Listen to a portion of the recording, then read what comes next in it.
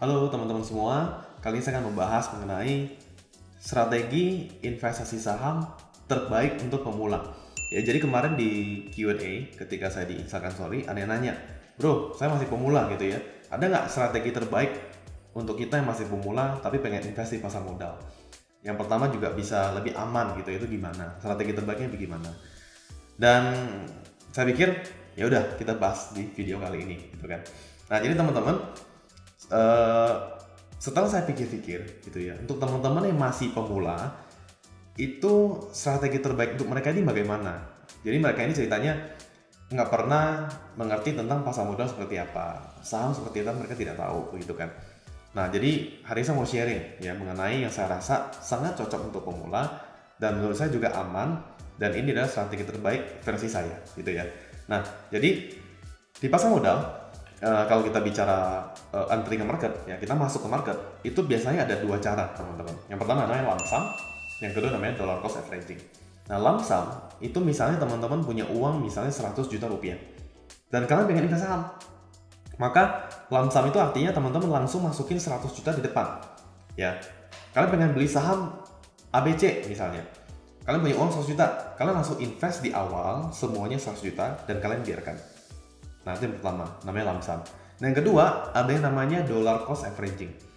Apa itu dollar cost averaging? Jadi kalau misalnya lump sum itu sifatnya di depan, langsung besar di depan, maka dollar cost averaging sistem itu seperti nyicil, teman-teman. Jadi kita nggak langsung invest gede di awal, tapi kita sistemnya per bulan. Jadi misalnya kita punya 100 juta, tapi kita tidak langsung invest 100 juta. Ya, kita mungkin per bulan cuma 5 juta, per bulan cuma 10 juta, atau kita punya gaji sebulan misalnya 20 juta gitu ya. Nah, kita sisihkan 5 juta, 6 juta, 7 juta buat investasi setiap bulan. Jadi ketika ada uang masuk, kita per bulan masuk 10 juta. Bulan depan masuk lagi 10 juta. Bulan ketiga masuk 10 juta. Jadi sistemnya lebih konsisten nyicil invest setiap bulan begitu. Nah, pertanyaan adalah dari lump sum dan dollar cost averaging, mana yang lebih baik, kan begitu, ya kan? Untuk pemula itu mana yang lebih cocok, begitu kan? Sebenarnya kalau kita bahas mana yang lebih baik, itu tergantung teman-teman ya. Jadi tergantung dari sisi marketnya seperti apa. Kalau misalnya marketnya di sahamnya saham A senilai 100 rupiah dan tiba-tiba menjadi 1000 rupiah, tentu strategi lump sum yang paling baik. Karena kita beli 100 jadi 1000 untung 10 kali lipat. Karena kalau 100 ke 1000 dengan strategi yang dollar cost averaging, ya strategi DCA ya, dollar cost averaging, kita belinya per bulan, awalnya kita beli 100, mungkin naik jadi 200. Kita beli lagi per bulan misalnya 10 juta. Naik lagi kita beli 10 juta. Jadi kita kan nyicil tapi makin naik. Tentu untungnya tidak 10 kali lipat gitu ya. Kalau langsung 10 kali lipat, DCA mungkin cuma 4-5 kali lipat karena sistemnya bulanan gitu kan. Makin naik kita makin beli. Nah, itu kalau skenario-nya sahamnya naik 100 ke 1000. Nah, tentu ini penting sekali teman-teman. Sebagai investor, kita itu jangan yang namanya overconfidence. Ya, kita sebagai investor, jangan yang namanya overconfidence itu sangat-sangat percaya diri, sangat-sangat pede bahwa sangat-sangat yakin ini saham pasti naik. Karena kalau ketika kita punya overconfidence seperti itu, bisa jadi ketika kita salah, kita gagal, kacau teman-teman, bisa sampai bangkrut mungkin. Seperti yang dikatakan oleh salah satu pengelola hedge fund terbesar di dunia, namanya adalah Ray Dalio. Bukunya juga bagus sekali, Ray Dalio Principle, itu teman-teman boleh baca juga. Ray Dalio ini pernah mengatakan, overconfidence will kills you. Ya, overconfidence itu bisa membunuh kita, teman-teman. Saya pikir ada benarnya. Karena biasanya kalau orang ceritanya dia bangkrut, entah itu bangkrut dalam hal investasi, bangkrut dalam hal bangun bisnis, itu mereka overconfidence. Mereka ngerasa ini pasti berhasil, ini pasti untung, hitungan kertasnya bagus, pasti untung. Oke, saya invest semua tabungan saya pinjam utang, saya taruh juga, saya bangun usaha atau saya investasi, dan ternyata tidak terjadi sesuai dengan perkiraan mereka. What happened? Bangkrut. Apalagi uangnya sampai utang sana sini buat invest. Jadi makanya jangan yang namanya overconfidence. Ya. Kalau prinsip saya pribadi, kalian mau terapkan juga boleh. Kalau saya paling overconfident, saya paling yakin overconfident, saya batasi hanya boleh maksimal dari 25% dari portfolio saya. Ya, jadi kalau misalnya saya punya uang 1M, saya yakin banget, saya overconfidence, maka maksimal yang saya invest hanya 250 juta. Ya, jadi seperti itu kita lebih aman, teman-teman. Ya, jadi jangan overconfidence, invest semua di satu tempat sampai pinjam uang orang, pinjam utang gitu ya, masukin. Nah itu jangan, itu kan bahaya sekali. Ya. Jadi sekali lagi kita sebagai investor harus konservatif. Jangan mikir enaknya doang, jangan mikir upside-nya doang. Kita harus mikir downside-nya seperti apa. So, jadi mana yang lebih baik? DCA atau dollar cost averaging atau lump sum? Nah, saya akan ngajak teman-teman kita melihat kondisi krisis terburuk sepanjang sejarah. Di momen ketika hal paling buruk terjadi di pasar saham, kira-kira bagaimana dengan investasi kita kalau kita menggunakan lump sum atau dollar cost averaging? Nah, saya pengen ngajak teman-teman kita travel, ya, kita time travel, ya, kembali ke masa lalu, 90 tahun yang lalu, ketika tahun 1930, ya, tepatnya itu di akhir tahun 1929.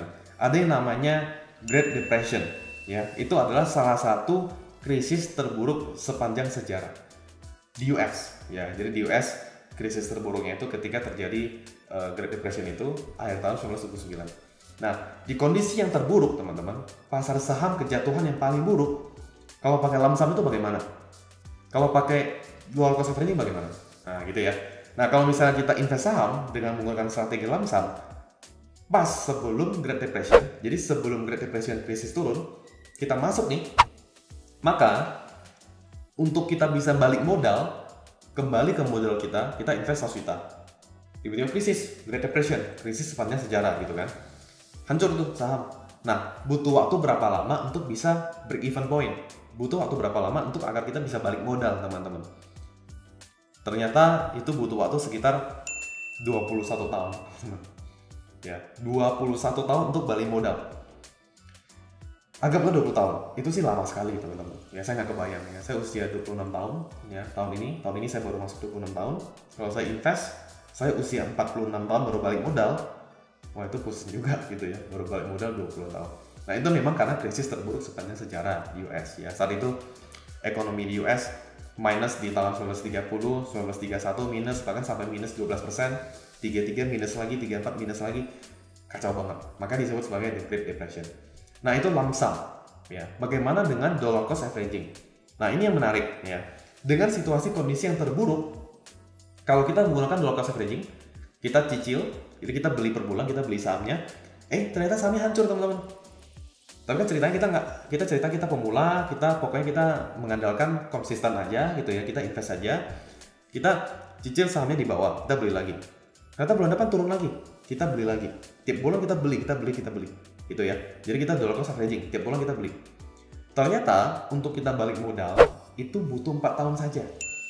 Lump sum butuh waktu sampai 20-an tahun. Sedangkan yang dollar cost averaging beli tiap bulan hanya dalam waktu 4 tahun kita balik modal di situasi terburuk, di kondisi krisis yang terburuk. 4 tahun masih bisa balik modal. Itu sudah bagus banget, teman-teman. Karena yang namanya Great Depression, krisis yang sangat buruk, saya kasih gambaran. Di saat itu di US 1 dari 4 orang pengangguran. Ya, jadi dia punya unemployment rate gitu ya, tingkat persentase pengangguran di negara itu sampai tembus 25%, teman-teman. 25% artinya 1 dari 4 orang itu nganggur. Artinya banyak sekali bisnis yang kacau, banyak sekali company yang berguguran saat itu. Nah, kalau kita invest di pasar modal dengan dollar cost averaging dan masih bisa break even balik modal di tahun keempat, ini adalah sangat bagus. Ya, karena ini situasi terburuk sekali. Dan kalau kalian lakuin terus, kalian invest terus, maka 4 tahun balik modal, tambah 2 tahun lagi, teman-teman sudah untung 2 kali lipat dari kalian punya modal investment. Ya, kalian invest, kalian cicil tiap bulan 10 juta, tahun keempat kalian balik modal, ternyata di tahun ke-6, tambah 2 tahun setelah balik modal, itu uang kalian total yang kalian invest itu sudah kali 2 kali lipat. Dibandingkan lump sum balik modal 20 tahun, gitu ya.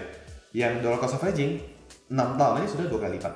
Nah, jadi menurut data histori dari krisis terburuk sepanjang sejarah, kalau kita mengukur dari 2 strategi ini, maka bisa dikatakan dollar cost averaging adalah strategi terbaik, teman-teman. Ya, oke. Sekarang kita menemukan jawabannya kan. Dollar cost averaging yang terbaik. Oke. Nah, sekarang saya mau ngajak teman-teman membahas, saya mau pakai metode yang DCA ini ya, dollar cost averaging. Sekarang saya mau terapkan ke saham mana? Nah, kan ceritanya adalah judul kali ini adalah strategi investasi saham terbaik untuk pemula. Yang namanya pemula yang namanya orang nggak invest saham sekalipun, misalnya saya nggak invest saham, saya kerja di perusahaan as a employee atau saya bangun bisnis, tapi saya tidak invest saham, pasti uang kita taruh di bank. Ya dong, nggak mungkin kita taruh di bawah ranjang gitu kan. Kita pasti taruh di bank, dapat bunga atau kita deposito dan lain-lain. Nah, daripada kita nabung di bank, itu kan artinya kita percaya dengan bank. Nah, mending kita invest saja di perusahaan bank tersebut. Karena menurut saya itu hal yang sama saja. Ya, daripada kita taruh uang kita di bank, yang penting kita invest saja perusahaannya. Karena kalau kita taruh uang di tempat itu, kan nanti kita percaya, kita trust gitu kan. Why not sekarang kita menjadi pemegang saham. Nah, kalau misalnya teman-teman menggunakan strategi dollar cost averaging dan kalian, let's say kalian bingung, saya bingung mau invest saham yang mana ya, saham bank yang mana ya. Nah ini ya udah teman-teman invest saja ke saham bank buku 4 gitu ya. Misalnya invest saja di 4 bank. Ya misalnya BCA, ya kan BCA kan memang market cap-nya paling besar di Indonesia. Terus kalian masuk ke bank Mandiri, ya BRI, BNI, ya 4 itu aja lah. Sekarang di Indonesia yang masuk daftar bank buku 4 itu kalau nggak salah ada 7 perusahaan. Anggap kita invest 4 ini aja ya. BCA, Mandiri, Bank BRI, Bank BNI. Jadi setiap bulan ketika kita beli saham, ya udah daripada saya tabung di bank, saya pecah bagi rata ke 4 saham ini. Ya, BCA, BRI, BNI, BNI. Kita beli 4 saham ini. Kita beli, kita cicil tiap bulan. Itu kalau saya ukur ya dari hasil ukuran saya, itu kalau 10 tahun terakhir keuntungan per 1 tahunnya itu bisa sampai 25% secara rata-rata. Ada yang sampai 28%. Nah ini secara rata-rata 4 saham ini itu bisa at least di 20% teman-teman. Nah kalau teman-teman yang nonton YouTube ini kalian punya uang 20 juta rupiah, ya kalian invest 20 juta di depan, 20 juta kita invest di depan, dan setiap bulan kita invest 2 juta. Ya, bulan ini 2 juta, bulan depan 2 juta, 2 juta terus sampai 10 tahun ke depan. Saya yakin yang kalian nonton ini harusnya bisa lah invest 2 juta. Kita dapat gaji berapa, kita sisihkan 2 juta invest buat masa depan. Nah, jadi 20 juta di awal, 2 juta kemudian setiap bulan selama sampai tahun ke-10 ya. Maka di tahun ke-10 misalnya nih teman-teman usia 25, kalian mulai seperti itu. Maka di usia 35 kalian akan punya uang sekitar 1,1 miliar rupiah, hampir 1,2 miliar. Sangat lumayan dong, ya kan? Modal cuma 20 juta, setiap bulan cuma tabung 2 juta. Tapi di tahun ke-10, based on kinerja 4 saham bank ini 10 tahun terakhir gitu ya, 10 tahun terakhir, maka 10 tahun kemudian ini bisa menjadi 1,1 miliar, hampir 1,2 miliar dengan pertumbuhan per 1 tahun 25%. Jadi teman-teman, untuk pertanyaan strategi investasi saham terbaik untuk pemula, maka adalah menggunakan dollar cost averaging. Ya udah, anggaplah taruh aja di bank, itu yang paling aman.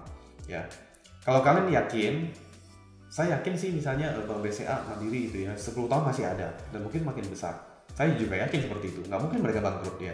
Kalau BCA bangkrut, ya bank dengan yang paling besar di Indonesia bangkrut, Bank Mandiri, BRI semua bangkrut teman-teman. Mungkin itu kita lagi yang namanya perang dunia ketiga mungkin ya. Semuanya lagi kacau balau, akhirnya sampai ini perusahaan bisa bangkrut. Kalau ini saya bangkrut, ini juga mungkin ke-impact dengan kita lagi kerja atau kita lagi bangun bisnis, mungkin pasti ke-impact juga. Jadi saya sangat yakin ini adalah yang sangat-sangat aman. Karena kalau teman-teman nggak invest saham, kan juga tabung uang di bank gitu kan. Jadi ini metode bisa teman-teman praktekkan. Ya selesai kalian praktekkan dan nanti lihat hasilnya seperti apa. So far saya invest di pasar modal belasan tahun, hasilnya sangat baik gitu ya. Nah ini kalau teman-teman masih pemula tapi pengen belajar, pengen invest, ini the best that I can give untuk kalian teman-teman yang nonton, yang subscribe di YouTube saya ya. Dan itu saya harap menjawab ya. Dan semoga bermanfaat ya. Saya akan bahas hal yang menarik lagi lain kali. Kalau kalian ada pertanyaan boleh drop di komen juga. Nanti biasa saya sering ngajak ngobrol sama follower saya di Instagram. Kalian boleh bahas di sana juga. Nanti ada yang menarik saya akan bahas lagi di YouTube ya. Semoga bermanfaat. Jangan lupa subscribe untuk ikutin video-video selanjutnya dan thank you.